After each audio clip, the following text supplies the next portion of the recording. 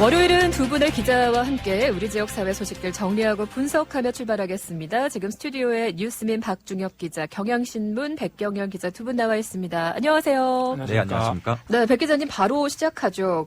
지난주 우리 지역에서 통합신공항 관련 소식이 정말 하루가 멀다고 나왔어요. 근데 결국에는 지역 간의 의견이 합의가 안 되고 국방부로 공이 넘어갔는데요. 이 소식부터 좀 정리를 해볼까요? 그렇습니다. 우선 최근에 있었던 상황을 좀 정리해 볼까 합니다. 네. 신공항 이전 후보지가 현재 군이 우보면 단독 후보지하고 의성군 비안면과 군위군 소보면 공동 후보지 이렇게 두 곳인데요. 공동 후보 지역인 의성과 군위 군민을 대상으로 국방부가 제시한 대로 주민 투표가 진행될 것으로 보입니다. 핵심은 공동 지역이 포함되어 있다는 사실인데요. 의성 비안과 군위 소보 접경 지역입니다. 이게 군위군과 의성군이 유보리에 따라서 해석이 좀 달라지면서 어려운 상황이 계속 벌어지고 있는 건데, 당초 국방부가 주민투표를 하자는 안을 냈을 때 군위 군민에게는 군위 우보면의 찬반, 그리고 의성 비안 군위 소보 접경 지역 여기에 대한 찬반 이렇게 두 개의 투표용지에 투표를 하도록 했고요. 의성 군민에게는 접경 지역 마찬가지로 의성 비안과 군위 소보 지역에 찬성하느냐 반대하느냐 여기 한 개 투표용지에 투표하도록 한 겁니다.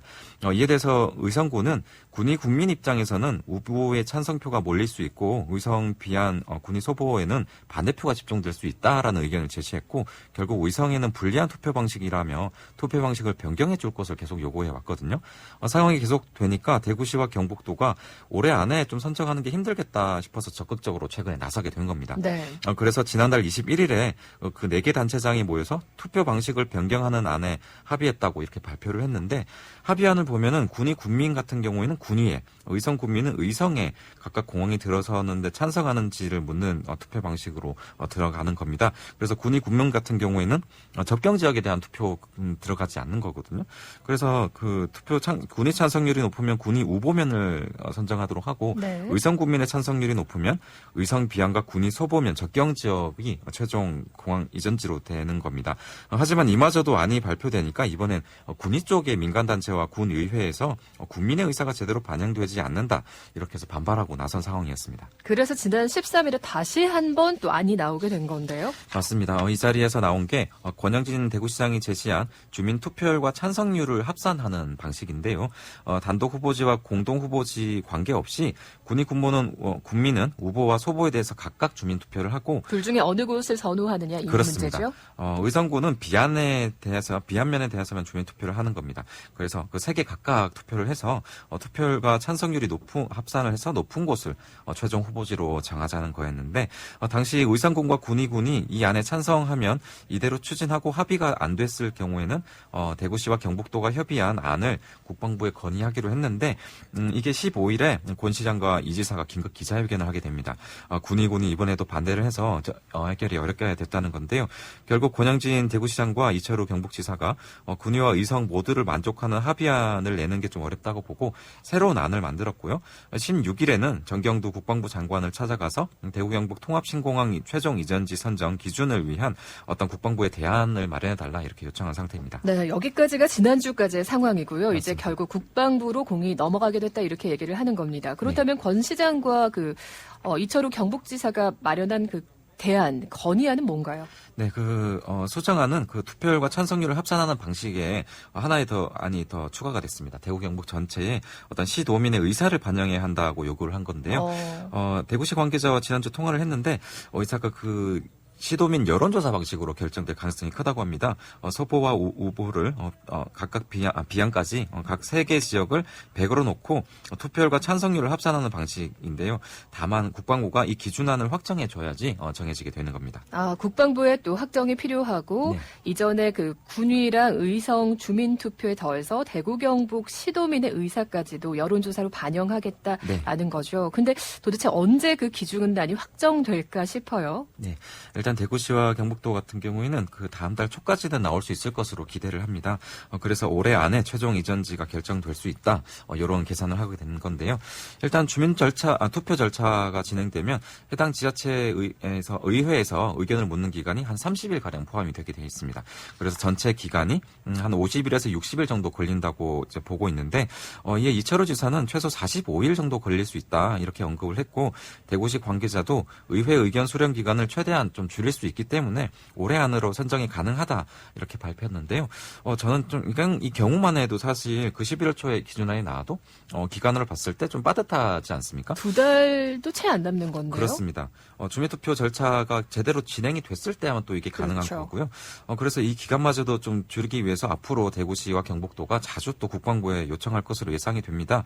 하지만 좀 결과적으로 연내 선정이 좀 불가능하지 않을까 저는 보고 있는데요. 변수도 있죠. 또 대구 경북의 여론조사에서 반대 의견이 또 나올 수도 있는 거고요. 그렇습니다. 여론조사가 또 진행될 거기 때문에 아시겠지만 그 군공항과 같이 이전하게 돼 있는데 지금 시민들 같은 경우에 상당수 시민이 또 그 대구 공항은 민간공항은 그대로 존치해야 된다 이런 의견이 좀 많은 상황입니다.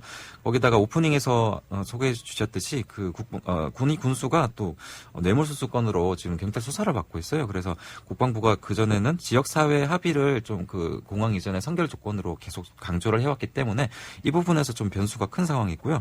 주민투표가 진행되더라도 또 해석하는 데에서 또 다툼의 여지가 또 있을 거라고 생각이 듭니다.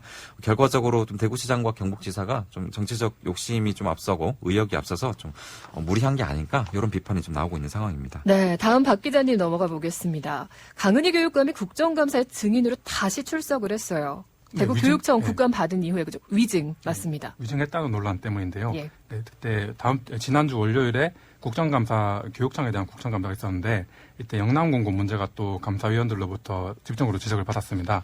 이때 영남공고 문제를 해명하는 과정에서 이 강은희 교육감이 사실과 다른 이야기를 했다 이런 것입니다. 두 가지인데요. 네. 첫 번째로 영남공고 이사장 말고 다른 이사진들에 대해서 감사를 한 적이 없으면서 이 감사를 했다고 증언을 한 것입니다. 그리고 영남공고를 교육청 감사에서 면제를 해줬던 감사 면제 제도라는 것이 있는데 이것이 폐지되지 않았는데 폐지했다고 이렇게 증언을 한 것입니다. 두 가지 위증점이 있다라는 건데 네. 그럼 첫 번째 감사 이야기부터 좀 해보죠. 예, 영남공고는 채용비리나 각종 갑질로 이렇게 지역사회에 큰 문제로 떠오른 상황인데요. 여러 의혹들 때문에 대구교육청 영남공고에 대한 감사를 진행했었습니다. 교육청은 감사를 끝내고 이 감사 결과를 근거로 이사장 자격을 박탈을 했는데요. 이제 그 이사장을 제외한 나머지 이사 7명에 대해서 어떻게 할 것인지가 문제가 되는 상황입니다. 이 지역사회에서는 다른 이사들도 해임하자, 그리고 임시이사 체제로 운영돼야 한다 이렇게 요구를 하고 있는데요. 교육청은 다른 이사들에 대한 혐의가 없어서 해임이 안 된다고 이렇게 반박을 했습니다. 그런데 국정감사에서는 다른 이사들에 대한 감사가 없었다고 이렇게 감사위원이 지적을 했는데 강은희 교육감은 감사를 했는데 문제가 없었고 문제없는 이사를 어떻게 해임하느냐 이렇게 답변을 했습니다. 그런데 사실은 다른 이사들에 대한 감사를 진행한 적이 없었던 것이죠. 그래서 사실과 다른 이야기를 국정감사장에서 한 것입니다.